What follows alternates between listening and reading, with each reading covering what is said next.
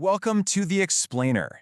So today we're going to talk about something really powerful, the idea of programming your reality. And, it goes way deeper than just thinking happy thoughts. So, can you really think your way to a better life? I mean, we've all heard this, right? The whole law of attraction thing, program your mind with positive thoughts and boom, success. But is that really the whole story? Let's get into it. A lot of people believe the secret is all in the mind. And look, the mind is absolutely the starting point, but it's only half the story. It's kind of like having a detailed map for an amazing road trip, but you don't have a car. There's this massive, crucial piece missing that turns the plan into reality. Okay, so first up, programming your mind. We're going to start with this popular idea, the power of intention. But stick around, because right after that, we're going to reveal the hidden engine that actually powers the whole thing. So what is this hidden engine I'm talking about? Well, it's a little thing called karma. And right away, a lot of people think, oh, that's fate, it's out of my hands. But that's not it at all. Karma is just intentional action. It's the law of cause and effect, plain and simple. Every single thing you intentionally think, say, or do, it creates an effect. It's that direct. And this really breaks it down perfectly. Think about it. Affirmation alone, that's the blueprint for a house. It's a great plan, but it's just paper. Affirmation plus action, now you've got the blueprint and the builders. One is just potential energy. The other is kinetic energy. It's actually moving, building, creating. A destination without fuel versus the engine that gets you there.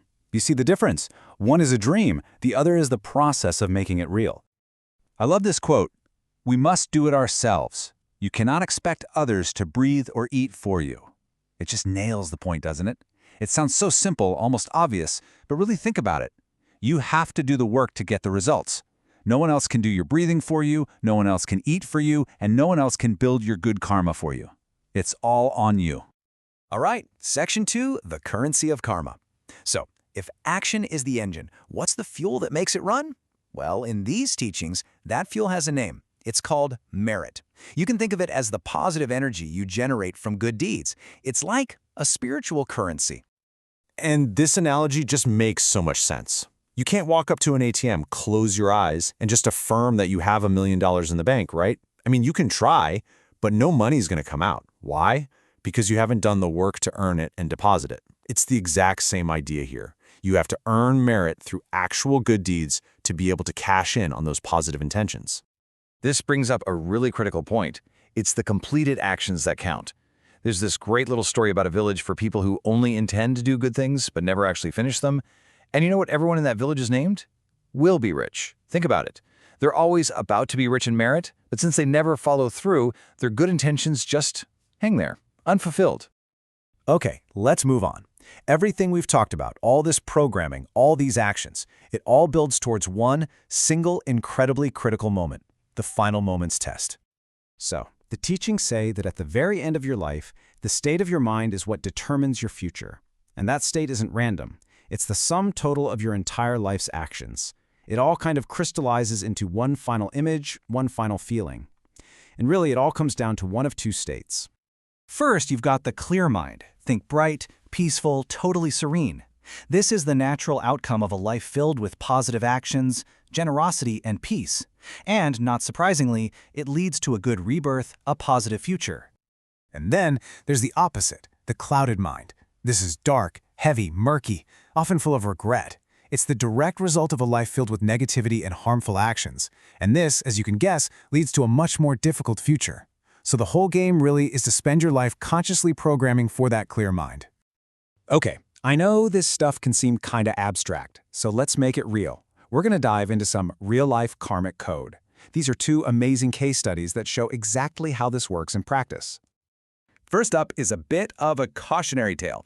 It's about a man who, in his current life, was an orphan. He never met his mother or father, and he always wondered, why? Why him? Well, when they looked into the karmic causes, the answer was traced back through his past lives. And what they found is just wow. The effect, being an orphan, it wasn't some random tragedy. It had specific causes. First, a verbal cause. In a past life, he used to get frustrated and yell at his parents, "I'd be fine without you." Words have power. But there was also an action cause. In another lifetime, he was so poor that he actually abandoned his own child. So you see, His reality today was a direct result of both his words and his actions from the past. It's all connected. Okay, so that was a tough one. Now let's flip the script and look at a blueprint for merit. This is a super inspirational example of someone who doesn't just hope for good karma, they proactively and systematically build it. So this story is about a very wealthy donor who has an actual strategy for building merit. It's not random. I mean, look at this list. Daily donations for temple maintenance, supporting education for monks, funding public parks, offering food. He even releases animals to save their lives.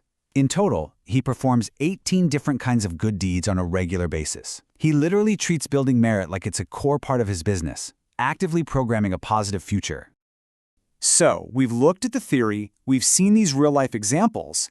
What does this all mean for you, for us? What's the blueprint for our own lives? Well, here's the big takeaway. It really is this simple. Your thoughts are the blueprint, your actions are the builders. You absolutely need both.